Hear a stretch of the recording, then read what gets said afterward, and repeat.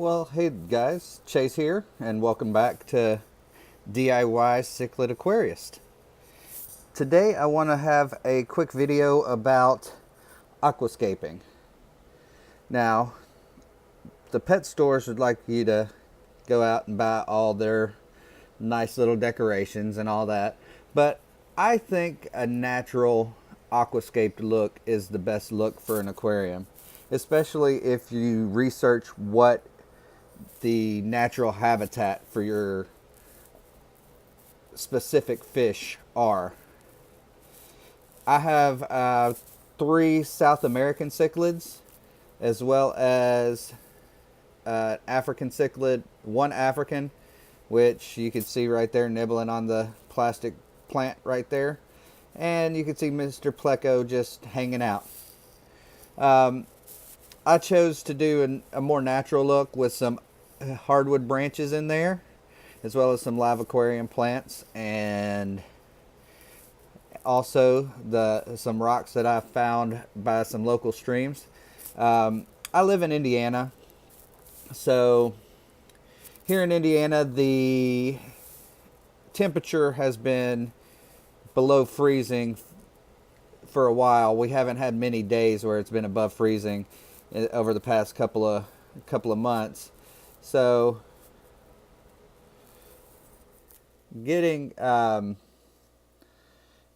rocks hasn't been a problem. Also, when you get rocks from outside, you want to make sure they're okay for your tank. What I'd like to do is use vinegar and pour it on it to make sure it doesn't react. If it reacts, it'll alter the pH chemistry of your tank, as well as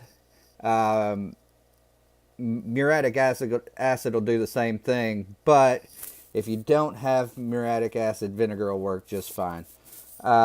Also, the logs, you want to try to stick with hardwoods. Pines are a little bit more touchy,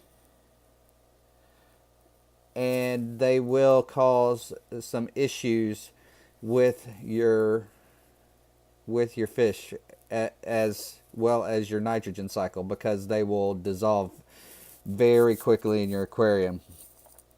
I'm slowly in the process of changing all the plants over to live plants because I think it gives it a better look.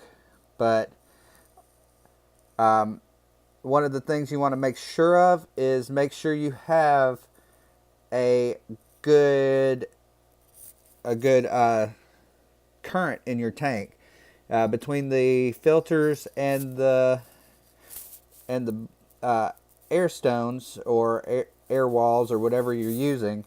Make sure that's providing a nice clean flow with no dead spots. Dead spots are bad when it comes to a tank, because eventually that's where everything will settle, and you don't want that.